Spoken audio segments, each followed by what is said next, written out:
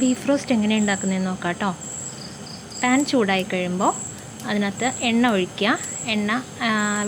വെളിച്ചെണ്ണ നന്നായി ചൂടായി കഴിയുമ്പോഴത്തേനും അതിനകത്തേക്ക് പെരിഞ്ചീരകം ഇട്ട് നമ്മൾ പൊട്ടിക്കും.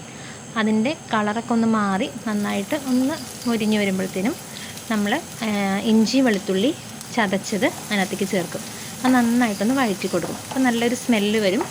അതൊന്നും കളറൊക്കെ ഒന്ന് ചേഞ്ചായി വരുമ്പോഴത്തേനും നമ്മൾ ചെറിയ ഉള്ളി ഇടും അതിനകത്തേക്ക്.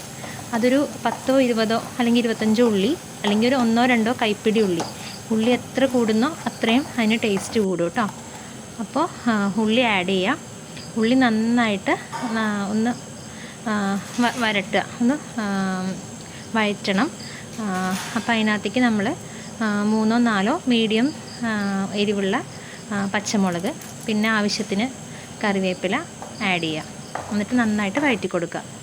അതിനകത്തേക്ക് നമ്മൾ തേങ്ങാക്കൊത്ത് ആഡ് ചെയ്യും. അത് കഴിഞ്ഞിട്ട് നമ്മളത് നന്നായിട്ടൊന്ന് ഒരുവിധം ഭയങ്കരമായിട്ട് അങ്ങോട്ട് വഴറ്റണ്ട, അത്യാവശ്യം നല്ല രീതിയിൽ ഒന്ന് വഴണ്ടി വരുമ്പോഴത്തേനും നമ്മൾ അതിനകത്തേക്ക് പൊടികൾ ആഡ് ചെയ്യും. കാശ്മീരി ചില്ലി ഒരു 1 2 സ്പൂൺ ആഡ് ചെയ്യാം. മഞ്ഞൾപ്പൊടി ചെറിയത്, പിന്നെ കുറച്ച് മുളക് പൊടി, 1 സ്പൂൺ മല്ലിപ്പൊടി, 1 സ്പൂൺ ഗരം മസാല. ഇത്രയിട്ട് നന്നായിട്ട് ആ പച്ചമണം മാറുന്ന വരെ വഴറ്റി കൊടുക്കുക.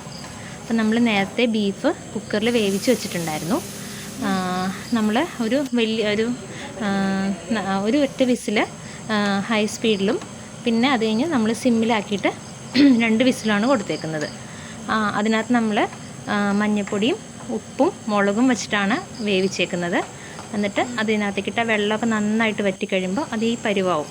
അപ്പോൾ അതിനകത്തേക്ക്, അതായത് ഒന്ന് വെള്ളമൊക്കെ അത്യാവശ്യം വറ്റി കഴിയുമ്പോഴത്തേനും അതിനകത്തേക്ക് നമ്മൾ പെപ്പർ പൗഡറും കുറച്ച് ഗരം മസാലയും കൂടെ ഇട്ടിട്ട് ഒന്നും കൂടെ ഒന്ന് വരട്ടിയെടുക്കും.